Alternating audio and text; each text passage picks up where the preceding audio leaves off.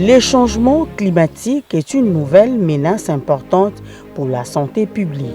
La variabilité climatique engendre le risque de catastrophes dont les érosions, les inondations, les glissements de terrain, les éboulements, etc.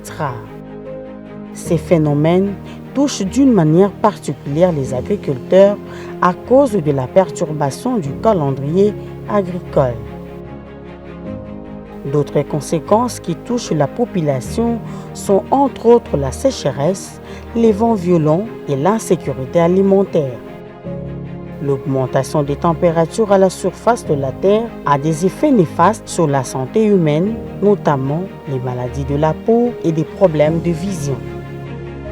Les activités humaines qui sont à la base du changement climatique sont notamment l'agriculture sur brûlis, la déforestation, les moyens de transport et l'industrialisation contribuant aux émissions excessives des gaz à effet de serre ainsi que les feux de brousse. Parmi les populations victimes de ce changement climatique figurent les groupes à risque dont les personnes avec handicap, les personnes atteintes d'albinisme, les peuples autochtones et les personnes de petite taille.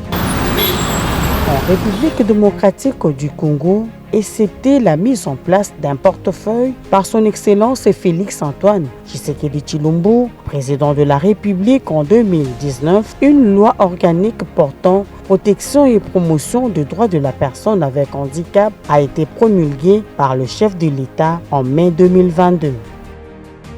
Une base juridique qui permet de fixer les modalités d'application de l'article 49 de la Constitution de la RDC qui stipule que la personne du troisième âge et la personne avec handicap ont droit à des mesures spécifiques de protection en rapport avec les besoins physiques, intellectuels et moraux. Par ailleurs, les ministères en charge des personnes vivant avec handicap et autres personnes vulnérables qui travaillent pour la vulgarisation de cette loi organique constatent que le changement climatique touche ces personnes avec handicap et autres personnes vulnérables d'une manière disproportionnée.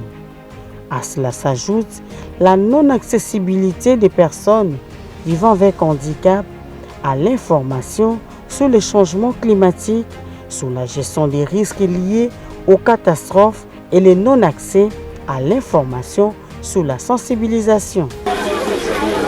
En République démocratique du Congo, excepté les peuples autochtones, les personnes avec handicap, les personnes atteintes d'albinisme et les personnes de petite taille ne sont pas prises en compte comme groupes vulnérables dans le plan d'action national d'adaptation au changement climatique. Il s'y est de signaler qu'avec l'augmentation des températures à la surface de la Terre, les personnes atteintes d'albinisme sont victimes à cause du manque de pigmentation de la peau et leurs problèmes récurrents de vision. Pour répondre aux besoins spécifiques des personnes atteintes d'albinisme, dans les contextes d'adaptation au changement climatique, le ministère en charge des personnes vivant avec handicap et autres personnes vulnérables appuie les initiatives privées et s'attelle à mettre en place les centres spécialisés de recherche et de soins pour les personnes atteintes d'albinisme. Un plaidoyer à tous les participants à cette conférence pour soutenir ces initiatives de la République démocratique du Congo. Les peuples autochtones qui n'ont que la forêt et l'eau pour vivre sont aussi la cible du changement climatique à travers la déforestation abusive, la désertification ainsi que les inondations. Pour pallier à ces situations, la loi organique portant protection et promotion des droits de la personne avec handicap, en ses articles 35 et 36, institue un fonds national d'appui à l'accessibilité et à l'autonomisation de la personne avec handicap. Pour faciliter l'accès des personnes sourdes et malentendantes à l'information, le ministère a produit un dictionnaire en langue des signes avec les concours des experts sourds et interprètes des 26 provinces de la République.